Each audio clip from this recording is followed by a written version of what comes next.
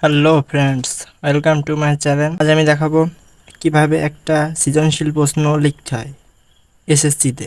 SSC 2025 তোমাদের জন্য এটা হবে একটা সুন্দর ভিডিও। আমি যেভাবে লিখে বোর্ডে মানবিক শাখা থেকে A+ পেয়ে এবং বোর্ডে স্কলারশিপ পেয়েছি আজকে জানতে পারবে এই ভিডিওতে। ওকে, শুরু করা যাক। দেখো, প্রথমে একটা প্রশ্ন সিলেক্ট করে 1 নং প্রশ্নের উত্তর এরকম লিখবে, ঠিক আছে? আমি যেরকম দেখাবো ঠিক এরকম করে লিখলে 10-এর ভিতর 10 পেতে বাধ্য, স্যার তোমাকে 10 দিতে বাধ্য। ওকে, শুরু করা যাক।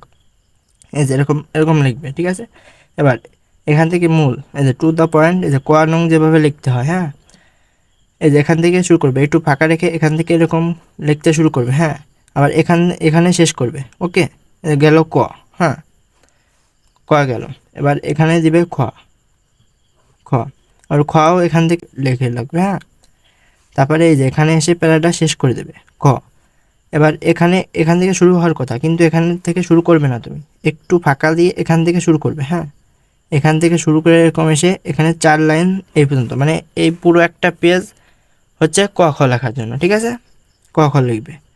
এই যে এখান থেকে শুরু করে 4টে লাইন এনাফ, 4 থেকে 5 লাইন, ঠিক আছে? এই যে এরকম করে লিখবে, হ্যাঁ।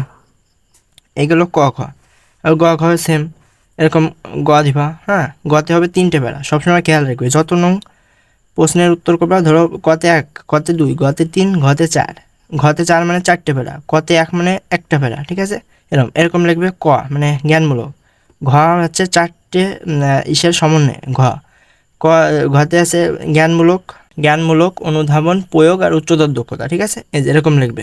ক মানে গতে 3টে প্যারা, ক খ এবং গ, ঠিক আছে?